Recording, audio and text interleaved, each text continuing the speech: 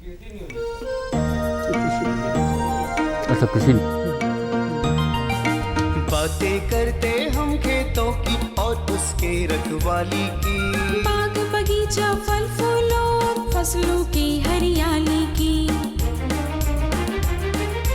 हम बीजों की बातें करते उत्तम जल संसाधन की, हम तकनीकी बातें करते फसलों के उत्पादन की। हर किसान का सपना सच हो जीवन सुखद बनाने को, गाँव-गाँव के हर आंगन का प्यारा सा ये दर्शन। कृषि दर्शन कृषि दर्शन कृषि दर्शन कृषि दर्शन कृषि दर्शन कृषि दर्शन कृषि दर्शन कृषि दर्शन। नमस्कार किसान भाइयों, कृषि दर्शन की संक में एक बार फिर से आप सभी किसान भाइयों का स्वागत है। जैसा कि आप जानते हैं कि आज गुरुवार है और फोन इन लाइव आप सीधे अपने विशेषज्ञ से आप फोन के द्वारा बात कर सकते हैं और अपने हर समस्याओं का समाधान ले सकते हैं। तो किसान भाइयों जल्दी से फ़ोन उठाएं और विशेषज्ञ से बात करने के लिए तैयार हो जाइए। लेकिन हर बार की तरह कृषि जगत में क्या कुछ चल रहा है नया जानने के लिए आइए सीधे चलते हैं कृषि समाचार की ओर। नमस्कार, कृषि समाचार में आपका स्वागत है। मैं हूं अंशुशिखा लकड़ा। आइए देखते हैं आज कृषि समाचार में क्या है खास। देश के 720 जिलों में लागू होगी आर्या योजना। केवी के गुमला और प्रगतिशील किसान गंदूरा उरांव को मिलेगा राष्ट्रीय स्तर का कृषि सम्मान। फूल गोभी और पत्ता गोभी में भूरे या हरे रंग के लार्वा कीट के नियंत्रण के लिए करें निमेरिन दवा का उपयोग। अब समाचार विस्तार से। ग्रामीण क्षेत्रों में खेती के जरिए रोजगार उपलब्ध कराने वाली आर्या योजना को देश के 720 जिलों में लागू करने का निर्णय लिया गया है। अभी देश के 100 केवी के यानी कृषि विज्ञान केंद्र द्वारा आर्या योजना संचालित की जा रही है, लेकिन अब सभी 720 केवी के में लागू किया जाएगा। एक जिला में 1 केवी के होता है। इस योजना के तहत हर केवी के में 100 से 120 युवाओं का चयन किया जाता है। इसके बाद इन्हें कृषि विश्वविद्यालयों से प्रशिक्षण दिलाकर उद्यमिता सिखाई जाती है। भारतीय अनुसंधान परिषद के 92वें स्थापना दिवस के अवसर पर विकास भारती कृषि विज्ञान केंद्र गुमला को 2019 के पंडित दीनदयाल उपाध्याय कृषि विज्ञान केंद्र का प्रोत्साहन पुरस्कार के लिए चुना गया है, जबकि झारखंड के प्रगतिशील किसान गंदूरा उरांव को पंडित दीनदयाल उपाध्याय अंत्योदय पुरस्कार से सर्वश्रेष्ठ किसान के रूप में सम्मानित किया जाएगा। केवी के गुमला को 7.5 लाख रुपए और गंदूरा उरांव को 50,000 रुपए की प्रोत्साहन राशि दी जाएगी। भारतीय कृषि अनुसंधान परिषद द्वारा हर साल ये पुरस्कार देश के चुनिंदा केवी के और प्रगतिशील किसानों को उनके बेहतरीन कृषि विकास कार्यों के लिए दी जाती है। फूल गोभी और पत्ता गोभी में भूरे या हरे रंग के लार्वा कीट लगते हैं। ये कीट पत्तियों और फलों को काफ़ी नुकसान पहुंचाते हैं।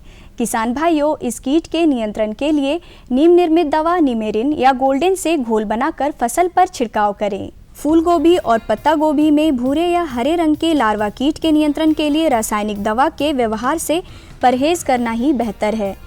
इस कीट के नियंत्रण के लिए नीम एक्सट्रैक्ट दवा निमेरिन या गोल्डन की 5 मिलीलीटर मात्रा को प्रति लीटर पानी की दर से मिलाकर घोल बनाएं और फसल पर छिड़काव करें। ज़रूरत हो तो 15-15 दिन के अंतराल पर दोबारा छिड़काव कर सकते हैं। किसान भाइयों, धान फसल के बेहतर उत्पादन के लिए पानी की उपलब्धता, खेत का प्रकार, प्रभेद की परिपक्वता अवधि और उसकी क्षमता को ध्यान में रखकर उन्नत प्रभेदों का चयन करें। आइए धान के उन्नत प्रभेदों के चयन के बारे में जानते हैं कृषि विशेषज्ञ से।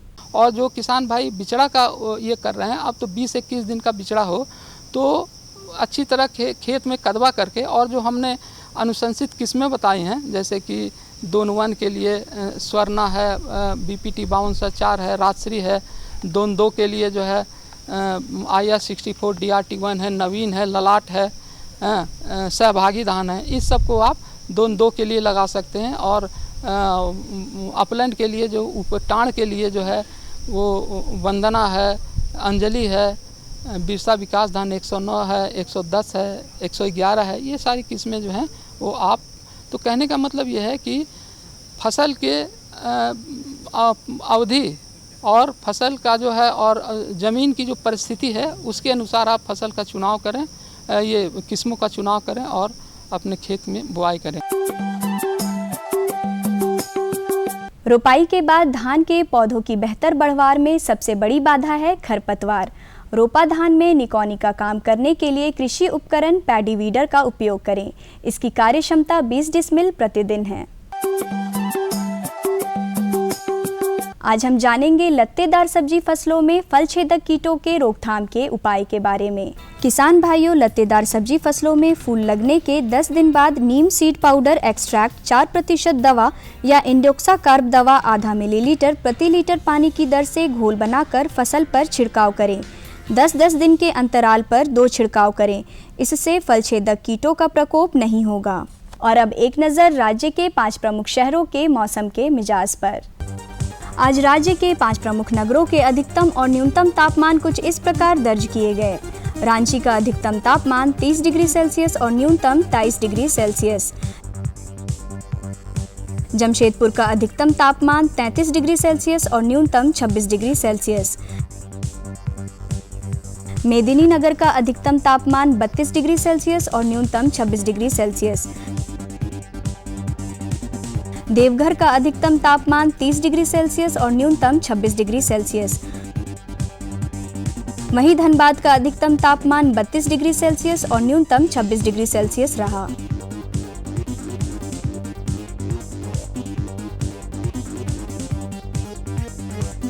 कृषि समाचार में आज इतना ही। अगले दिन अगले अंक में फिर मुलाकात होगी कुछ ताज़ा तरीन खबरों के साथ। तब तक के लिए दीजिए इजाजत। नमस्कार, जोहार। सफल देश समृद्ध किसान, खेती बाड़ी का हो जब समुचित ज्ञान। किसान भाइयों नमस्कार। कृषि दर्शन के आज के इस अंक में आप सभी का स्वागत है। किसान भाइयों, आज हम बात करेंगे केंद्र सरकार द्वारा, भारत सरकार के द्वारा कौन कौन सी योजनाएं चलाई जा रही है तसर रेशम उद्योग के क्षेत्र में। और इस विषय पर बातचीत करने के लिए आज हमारे साथ स्टूडियो में मौजूद हैं doctor C.M. Vajpayee. Doctor C.M. Vajpayee केंद्रीय तसर अनुसंधान एवं प्रशिक्षण केंद्र नगड़ी में बतौर निदेशक कार्यरत हैं। डॉक्टर साहब, इस कार्यक्रम में आपका स्वागत है। नमस्कार। नमस्कार, बहुत बहुत धन्यवाद मुझे इस शो में आमंत्रित करने का।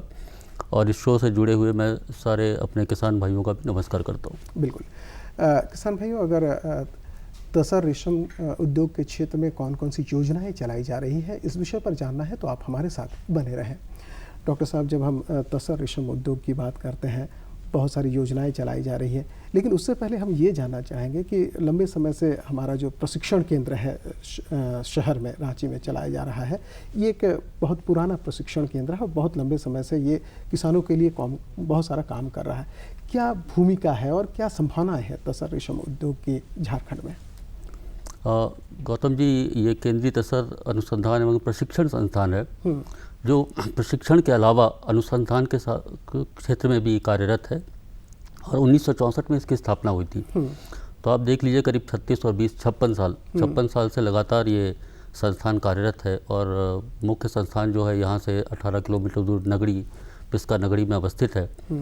और जब ये शुरुआत इसकी हुई थी तो एक छोटा सा झोपड़ी जैसा स्ट्रक्चर हुआ करता था, वहाँ से हमने शुरुआत की और आज हम एक अंतर्राष्ट्रीय लेवल के संस्थान के रूप में स्थापित हो गए हैं।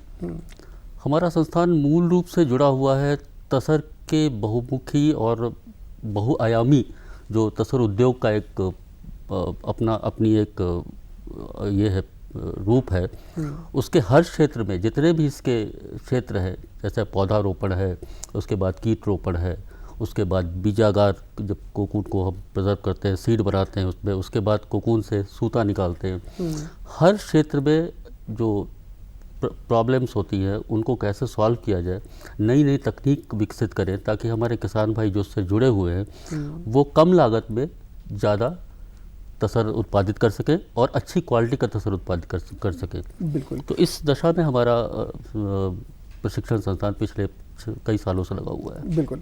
डॉक्टर साहब, आज विशेष रूप से जो चर्चा का विषय है वो हमारे लिए है कि कौन कौन सी सरकार की ओर से योजनाएं चलाई जा रही है। जब हम योजनाओं की बात करते हैं तो हर एक क्षेत्र होगा जहाँ पर विभिन्न तरह की योजनाएं चलाई जा रही है। अगर हम मूल रूप से जानना चाहें कि कौन कौन सी योजनाएं जो किसानों को लाभान्वित कर सकती हैं, तो हम इसे किस तरह से देखें, कौन कौन सी योजनाएं मूल रूप से चलाई जा रही हैं? हाँ, केंद्रीय तसर अनुसंधान प्रशिक्षण संस्थान भारत सरकार के वस्त्र मंत्रालय के अधीन कार्यरत है।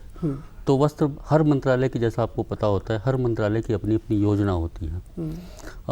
जहाँ तक वस्त्र मंत्रालय का सवाल है और केंद्रीय रेशम बोर्ड जिसके अधीन हम कार्यरत हैं, हमारी मूल योजना है वो सिल्क समग्र कहलाती है। जैसा समग्र नाम से ही आपको पता लग रहा हो कि ये सारे तसर की में उद्योग में जितनी भी एक्टिविटीज़ हैं जुड़ी हुई, सबको हेल्प करने के लिए, कैटलाइज करने के लिए, फैसिलिटेट करने के लिए हमारे पास योजनाएं हैं।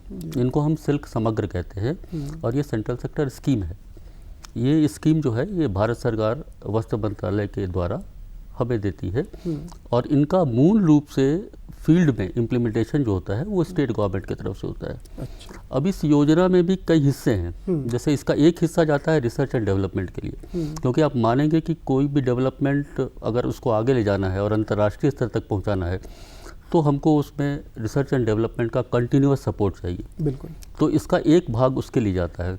दूसरा भाग जाता है, आपको ये पता होगा कि जो हम तसर उत्पादन करते हैं तो इसमें सबसे बड़ी जो ज़रूरत होती है प्लांटेशन के अलावा, वृक्षों के अलावा, वो होती है रेशम कीट की। बिल्कुल। कीट बीज की। जी।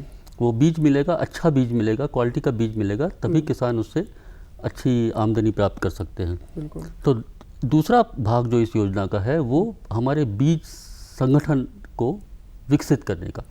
उसमें हमारे अपने जो बीज संगठन हैं केंद्रीय रेशम बोर्ड के और सारे स्टेट्स के, जितने भी स्टेट राज्यों में जहाँ तसर पालन होता है, हर राज्यों का अपना बीज संगठन है, उनको भी सपोर्ट किया जाता है। अच्छा। उनके साथ साथ हम ऐसे प्राइवेट फार्मर्स को, क्योंकि हमने देखा है कि बीज का उत्पादन फार्मर्स बहुत सालों से किसान खुद करते आ रहे हैं। बिल्कुल। लेकिन वो जो करते थे वो वैज्ञानिक तरीके से नहीं करते थे। तो हम लोगों ने ये सोचा और सरकार ने योजना बनाई, क्यों ना हम इसको ये काम इनके द्वारा ही करवाएं, क्योंकि खुद ये कर ही रहे हैं। तो इसको एक साइंटिफिक तरीके से करें ताकि ये जो बीज प्रोड्यूस करें उसमें कोई बीमारी ना हो और उसकी क्वालिटी अच्छी हो। तो उनको सपोर्ट करने के लिए भी सिल्क समग्र में योजना है। उसके अलावा जो एक और है वो है ट्रेनिंग के लिए। जी। ट्रेनिंग और स्किल डेवलपमेंट के लिए, कौशल विकास के लिए, प्रशिक्षण और कौशल विकास के लिए। तो ये 4-5 चीज़ मिल के सिल्क समग्र बनता है।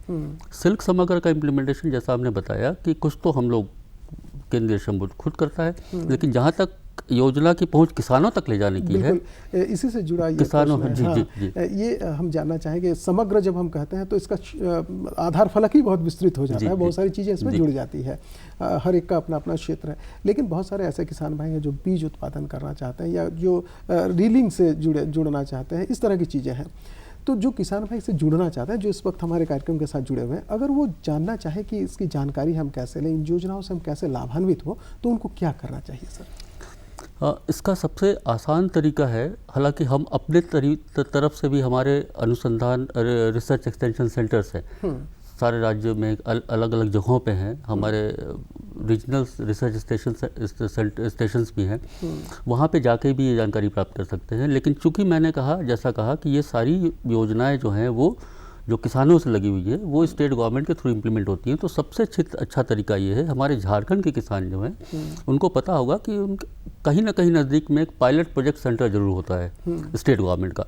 उस पायलट प्रोजेक्ट सेंटर में जाएं, उसकी जानकारी प्राप्त करें और अपने आप को इनरोल कराएं। अगर मान लीजिए जैसे एक किसान भाई हमारे बीज उत्पादन के क्षेत्र में जुड़ना चाहते हैं, तो पहले से ही काम करना चाह रहे हैं, लेकिन वो चाहते हैं कि अगर हमको मदद मिले हम इसमें और आगे जा सकते हैं, हम ज़्यादा प्रोडक्शन कर सकते हैं और हम अच्छी आमदनी का जरिया ये हो सकता है। कोई रीलिंग अगर सूता निकालने के काम में आगे बढ़ना चाहते हैं, उनको नया मशीन चाहिए। तो इन सब चीज़ों के लिए उनको मैं ये रिक्वेस्ट करूँगा कि स्टेट गवर्नमेंट के जो नियरेस्ट जो PPC हैं, अग्र परियोजना केंद्र उनको बोलते हैं, उनके पास जाएं या उनके नज़दीक अगर हमारी कोई संस्था है वहाँ जाएं, और नहीं तो सीधा हमसे संपर्क करें। हमारे संस्थान का अपना वेबसाइट है, वेबसाइट पर सारी जानकारियाँ उपलब्ध हैं और हमारे संस्थान से भी सीधे संपर्क कर सकते हैं। मेरे ख्याल से सबसे अच्छा होगा अगर वो किसी राज्य सरकार के पायलट प्रोजेक्ट सेंटर में या उनके सबसे नज़दीक जो भी सेंटर है वहाँ जाएं और अपनी ज़रूरत उनको बताएं और अपना नाम उसको रजिस्टर कराएं। बिल्कुल। डॉक्टर साहब, प्रशिक्षण की भी बात आती है, चूँकि जुड़ा ही हुआ है प्रशिक्षण से, तो बहुत सारे ऐसे किसान के अलावा भी आज के तारीख में बहुत सारे ऐसे बेरोज़गार युवक भी हैं जो चाहते हैं कि रोज़गार का एक क्षेत्र ये भी बने। तो इस दिशा में आप क्या देखते हैं? जैसे किसान अगर रोज़गार के रूप में इसे अपनाना चाहे तो क्या किस तरह से प्रशिक्षण प्राप्त करना उसके लिए कितना ज़रूरी होगा, क्या करना चाहिए उनको? गौतम जी, किसी भी विधा में आप भले ही सालों से काम कर रहे हैं, लेकिन हर साल नई नई इन्फॉर्मेशन, जानकारी आती रहती है। तो ये ज़रूरी होता है, और नई तकनीक भी आती रहती है। कई बार हमारे किसान भाई अनभिज्ञ रहते हैं बहुत सारी चीज़ों से, तो ये बहुत ज़रूरी होता है कि अपने आप को प्रशिक्षित करें। अब जैसे हम लोग सरकारी संस्थाओं में काम कर रहे हैं बहुत सालों से, 30 साल से, लेकिन फिर भी हम लोग अपने आप को प्रशिक्षित करवाते रहते हैं, ताकि हम अद्यतन रहें जानकारी से और हमेशा हमको लेटेस्ट इन्फॉर्मेशन मिलता रहे। तो हमारे पास ग्रामीण भाइयों को प्रशिक्षित करने के विभिन्न प्रोग्राम्स हैं, जो हमारे, जैसा हमने कहा, रिसर्च एक्सटेंशन सेंटर्स हैं, उनके थ्रू हम करवाते हैं, या रीजनल सेरिकल्चर रिसर्च स्टेशन है, उनके थ्रू करवाते हैं। इसके अलावा किसान भाई अगर चाहें तो एक बैच में वो हमारे यहाँ आके भी, नगरी में आके भी प्रशिक्षण प्राप्त कर सकते हैं। अब वो प्रशिक्षण उनका एरिया ऑफ इंटरेस्ट क्या है, ये डिपेंड करता है। जैसे कोई प्लांटेशन करना चाहता है, उसके लिए प्रशिक्षण प्राप्त करना चाहता है, वहाँ उसके लिए हम उनको प्रशिक्षित कर सकते हैं। कीट पालन के क्षेत्र में हमको प्रशिक्षित कर सकते हैं। सूता कैसे निकालना, नई मशीन जो आई है उनमें कैसे सूता निकालना है, उसके लिए हमको प्रशिक्षित कर सकते हैं। तो प्रशिक्षण देने के लिए हमारे पास पर्याप्त व्यवस्था है। स्टेट गवर्नमेंट और केंद्र सरकार के सहायता से उनको जिस भी क्षेत्र में, तसर के जिस क्षेत्र में लगे हुए हैं, वो हमसे प्रशिक्षण प्राप्त कर सकते हैं। एनरोल करा सकता है सर आपके यहाँ प्रशिक्षण लेने के लिए? जैसे अभी कोई किसान चाहता है, वो देख रहा है, वो आए, तो क्या उसके लिए क्या अर्हताएं निश्चित होंगी कि जुड़ने के लिए क्या करना पड़ेगा? कोई खास इसके लिए मिनिमम क्वालिफिकेशन कुछ भी नहीं है। बस एक ही चीज़ है कि आप में इंटरेस्ट होना चाहिए, आप काम करना चाहते हैं, आप जानना चाहते हैं, और पिछले कुछ साल से आप ये काम कर रहे हैं। क्योंकि हमारा जो भी क्षेत्र केंद्र है वो डिसाइड करेगा कि आपको किस तरह की ट्रेनिंग की ज़रूरत है। अगर आप पहली बार तसर उत्पादन में लगना चाह रहे हैं तो आपका जो ट्रेनिंग का लेवल है वो अलग होगा। अगर आप कई सालों से काम करते आ रहे हैं और फिर आप ट्रेनिंग लेना चाह रहे हैं तो आपके लिए इसलिए हमारे पास अलग अलग तरह के मॉड्यूल बने हुए हैं। तो आपकी रिक्वायरमेंट क्या है, उसके हिसाब से हम आपको ट्रेनिंग दे सकते हैं, और हमारी जो यूनिट है वो जज करेंगी कि आपकी रिक्वायरमेंट किस तरह की है, आपको ट्रेनिंग दी जा सकती है, प्रशिक्षण दिया जा सकता है। डॉक्टर साहब, विगत कुछ महीनों से पूरा देश कोरोना से प्रभावित है, और एक संक्रमण का दौर चल रहा है, और लोगों में एक मनोवैज्ञानिक डर भी है कि हम ये काम करेंगे तो इस तरह की समस्या हो सकती है, या ऐसा होता भी है कि कई लोग संपर्क में आते हैं। तो जब ये कोरोना काल चल रहा है, तो ऐसे में आपके संस्थान की ओर से किस तरह से काम कराया जा रहा है, क्या सुझाव है किसान भाइयों के लिए अभी? गौतम जी, कोरोना से हम सभी प्रभावित हैं, पूरा देश, पूरा विश्व प्रभावित है, और लेकिन वो जैसे कहते हैं, जहान है, जान भी बचाना है और जीविका भी चलानी है। तो हमारे जो भी अनुसंधान विस्तार केंद्र हैं वो सभी लगे हुए, और हम तरह तरह के संचार माध्यमों से किसानों से जुड़ने की कोशिश कर रहे हैं। और मैं यहाँ पे एक चीज़ कहना चाह रहा हूँ, आज जब देश में, सारे देश ने देखा कि माइग्रेशन जो होता है रूरल गांव से शहर की ओर, उसकी कितनी विराट समस्या पूरे देश ने इस कोरोना काल में, मैं ये समझता हूँ कि ये तसर उत्पादन जो है लोगों को अपनी जगह से, अपनी जड़ों से जोड़ने का एक बहुत अच्छा साधन है। और ये समय जो आपको मिला है कोरोना के समय, जब हम कहीं बाहर नहीं निकल पा रहे हैं, अगर हम इस उद्योग से जुड़ जाएं तो हम अपना ध्यान भी कोरोना की तरफ से हटा पाएंगे और साथ साथ जीविका उपार्जन भी कर पाएंगे। और फिर हमें शायद दिल्ली, बम्बई, बेंगलोर, दूसरे प्रदेशों में माइग्रेट करने की ज़रूरत नहीं पड़ेगी। तो जिसको बोलते हैं कि employment at your door step, उसका सबसे अच्छा जरिया इस तरह के उद्योग हैं, जिनमें तसर उद्योग भी है। बिल्कुल, ये लाभान्वित जो किसान होते हैं, जैसे आपने बताया कि बहुत सारे किसान भाई जो माइग्रेट हो जाते हैं, बाहर चले जाते हैं, प्रव्रजन की एक समस्या है इस हमारे राज्य में, वो बाहर जाते हैं, वो आते हैं, फिर इसे रोजगार के रूप में अपनाने में थोड़ा हिचकते भी हैं। तो लाभ किस तरह से प्राप्त करेंगे? जैसे मान लीजिए कि एक श्रमिक है, वो बाहर जाता है, वो सालाना कुछ पैसा कमाता है, उसकी तुलना में जब हम इसको देखेंगे तो किस क्षेत्र में काम करें? जैसे अगर मान लीजिए सीड प्रोडक्शन की बात हो गई या फिर रीलिंग की बात होगी, तो रोजी रोजगार उनको किस तरह से वो आगे बढ़ सकते हैं? रोजगार तसर के हर क्षेत्र में उपलब्ध है, जिस क्षेत्र में आप लगते हैं। अब जैसे ये डिपेंड करता है, अगर आपके पास ज़मीन है तो आप उसमें वृक्षारोपण कर सकते हैं। उसके लिए आपको एमजी नरेगा, अभी एमजी नरेगा में खासकर इसके बाद से सरकार ने काफ़ी आवंटन भी बढ़ा दिया एमजी नरेगा का, और तो एमजी नरेगा से हम लोग भी कन्वर्जेंस करने की कोशिश करते हैं, हम लोग भी कोशिश करते हैं। तो एमजी नरेगा से प्लांटेशन का काम ले सकते हैं। जिनके पास जो जंगलों में रह रहे हैं, अगल बगल प्लांटेशन है, वो सीधे कीट पालन शुरू कर सकते हैं। जिनके पास दोनों नहीं है, वो मशीन लें, प्रशिक्षण लें और कोकून से सूता निकालना शुरू करें। तो इसमें रोजगार के जो एरियाज हैं बहुत ज़्यादा है, डाइवर्सिफिकेशन बहुत ज़्यादा है, और बाजार भी है। बाजार भी है, सूते की डिमांड है। और तसर तो एक ऐसा है कि तसर का अगर आप जाएं भी हमारे देश के बड़े बड़े शहरों में जाएंगे तो तसर का कपड़ा मतलब जैसे जिसको बोलते हैं हॉट केक ऐसा बिकता है, खासकर घीचा का जो कपड़ा होता है फर्निशिंग के लिए, इसकी बहुत डिमांड है और तसर की डिमांड भी बहुत ज़्यादा है। और सबसे बड़ी बात है कि झारखंड जैसे प्रदेश में तो पोटेंशियल मतलब बिल्कुल ये भी असीमित है पोटेंशियल इसकी। जब हम संभावनाओं की बात करते हैं तो असीम संभावना है इसमें। आप मतलब रोका नहीं सकता आपको, बस आपको कहते हैं ना शुरुआत करने की देर है। और ऑलरेडी झारखंड में करीब 2,10,000 परिवार जुड़े हुए हैं इससे। और झारखंड के लिए झारखंड का एक पुराना, और दूसरी बात है कि हमारी आदिवासी संस्कृति को भी एक तरह से ये कम्प्लीमेंट करता है, ये दोनों एक दूसरे को कम्प्लीमेंट करते हैं। तो बस संभावनाएं बहुत हैं। मेरा यही अनुरोध होगा किसान भाइयों से कि आगे आएं, जो लोग ऑलरेडी जुड़े हुए हैं वो भी हमसे संपर्क करें, राज्य सरकारों से संपर्क करें।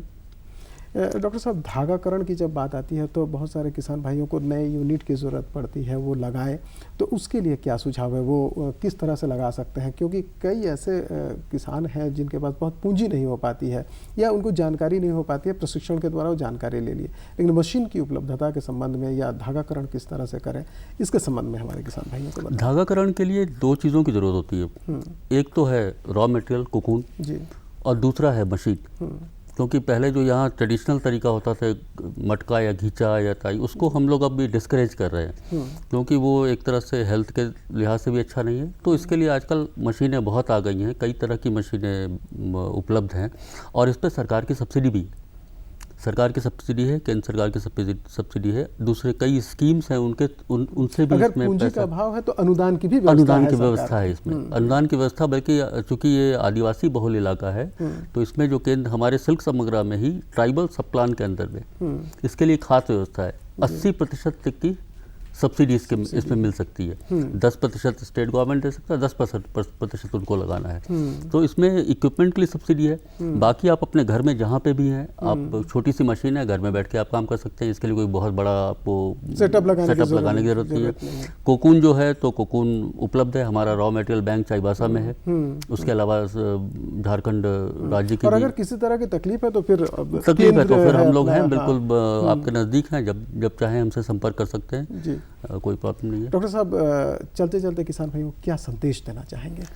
मेरा संदेश बस एक ही है कि तसर से जुड़िए, देश को आगे बढ़ाइए, खुद को डेवलप कीजिए और अपने घर में रह के उपार्जन कीजिए। और हमारी तरफ से जो कुछ भी बन पड़ सकता है, हम आपकी सहायता के लिए हमेशा तैयार हैं। बिल्कुल। किसान भाइयों, जैसा कि आपने सुना, डॉक्टर CM वाजपेयी ने आपको बताया कि तसर रेशम उद्योग की जब बात आती है तो निश्चित रूप से आज की तारीख में असीम संभावनाएं हैं। जब आप पलायन की बात आती है हमारे देश में तो बहुत सारी संभावनाएं, आप इससे जुड़िए, संभावनाओं की कोई सीमा नहीं है और साथ ही साथ सहायता की भी कोई सीमा नहीं है। आपके शहर में केंद्र है और आप यहाँ से जुड़कर तमाम जानकारियाँ हासिल कर सकते हैं। आप हमारे कार्यक्रम के साथ जुड़े, इसके लिए आपका बहुत बहुत धन्यवाद। डॉक्टर साहब, आप बहुमूल्य समय हमारे किसान भाइयों को दिए, इसके लिए आपका भी बहुत बहुत धन्यवाद। इजाज़त चाहेंगे, नमस्कार।